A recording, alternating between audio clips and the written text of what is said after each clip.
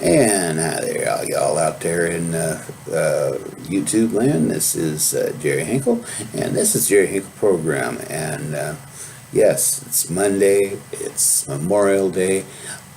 This is not the Ashley Crane studio. It's a very nice hotel room in Mitchell, the Super 8 Motel, which we're brought to you by the Super 8 Motel here in beautiful downtown edge of town, almost by the interstate and in the road construction zone. And yes, this is the end of the third season of the Jerry Hinkle program, so we're going to wind it down for another season. Over the summer, we're going to do. I'm going to still share my unique views and sagacious opinions, and we'll talk about that on the mind of the world this summer, maybe. And I'm going to do maybe some poetry, and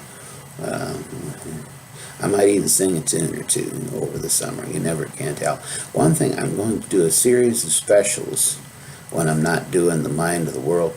I'm going to do a series of specials called This Is My Life, because I'm turning 50 in July, and I thought it might be interesting if we kind of reviewed the half century that I have been standing upright and taking oxygen, or well, when I was a baby, I wasn't exactly standing upright, but I was taking in oxygen and all kinds of other stuff too, and I was giving out more than just carbon dioxide.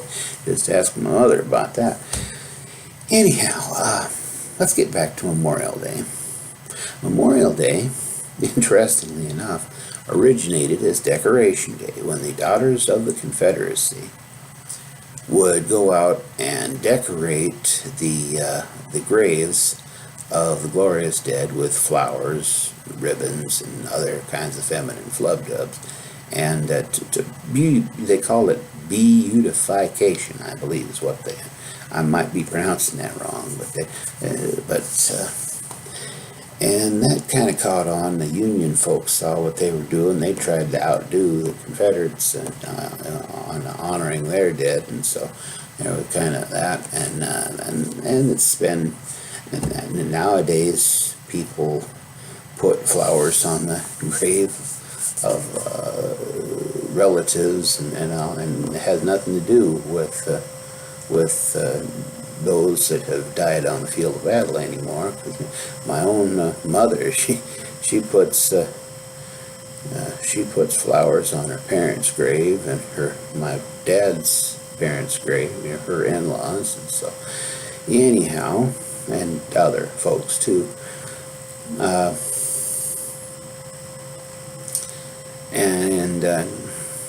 And I found that interesting that right now they got New Orleans made the news by taking down some statues of Robert E. Lee, the Confederate general. And I also discovered a quote by Robert E. Lee that said, "It is good that war is so terrible, for we would grow too fond of it." And that's a pretty good quote, I must say. And that's one of the things that we can. And also, Arlington National Cemetery was his.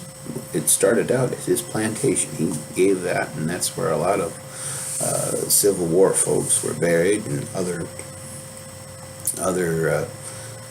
folks were buried too. And so, but if they need a statue, instead of a statue of Robert E. Lee standing or riding on a horse, charging into the field of battle, like they did, memorializing that part of Robert E. Lee, if they want to memorialize, if they want to show how truly a great man he was, instead of being a soldier, being a general on the field of battle on his trusty horse, what they need to do is to showcase the one thing that he did that made him one of the greatest men of all times, greatest.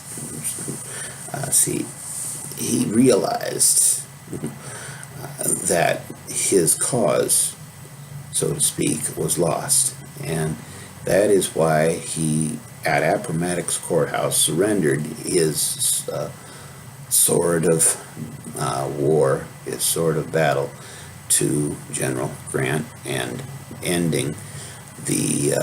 effectively ending the war. And if if anything good come out of the Civil War, it's the realization that the whole splitting of the country was wrong, and so that he would, and I know a lot of people don't necessarily agree with that. There's, I don't know, in my dad's time, and down south, they were still fighting the Civil War. They used to tell my dad when he was in the Army to save your Confederate money because South gonna rise again. And sometimes I wonder if maybe they won't try it again. But the way things are going, another thing they had with the Confederate flag, that was and with the Dukes of Hazzard television show, trying to ban that as well, and that had nothing to do with the war even, but just the fact that they had a Confederate flag on the General Lee car on the Dukes of Hazzard, and I don't know, they're going to pick at that wound until it starts bleeding again, I have a feeling, but maybe not. I hope not. You know, we as human beings are a whole lot more evolved than sometimes we give ourselves credit for. Hopefully this whole thing will blow over.